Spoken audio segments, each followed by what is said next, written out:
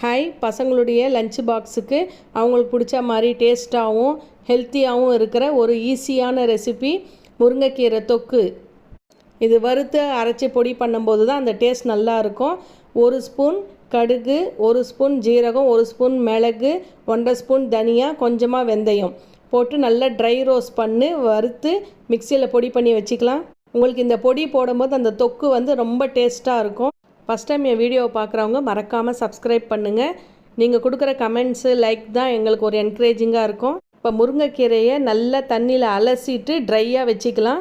ஒரு பேனில் நல்லெண்ணெய் விட்டு முருங்கைக்கீரை, காஞ்ச மிளகா, புளி இது 3 நல்லா சுருளை வதக்கணும்.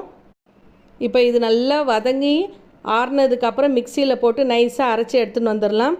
இதில் தண்ணியே சேர்க்கக்கூடாது. இப்போ தாளிக்கிறதுக்கு நல்லா தாராளமாக நல்லெண்ணெயை விட்டு கடுகு, பெருங்காயத்தோடு நம்ம அரைச்ச முருங்கைக்கீரை விழுத சேர்த்துக்கலாம். இப்போ இது நல்லா கலர் சேஞ்ச் ஆனோடனே உங்களுக்கு நம்ம வறுத்து அரைச்சிருக்கிற பொடியை சேர்த்துட்டோன்னா நல்லா கலர் சேஞ்ச் ஆகணும், எண்ணெய் பிரிஞ்சு மேலே வரணும். அதுதான் இதோடைய கரெக்டு பதம். அப்பப்போ நீங்கள் கொஞ்சம் தேவையான அளவு நல்லெண்ணெய் போட்டுக்கோங்க.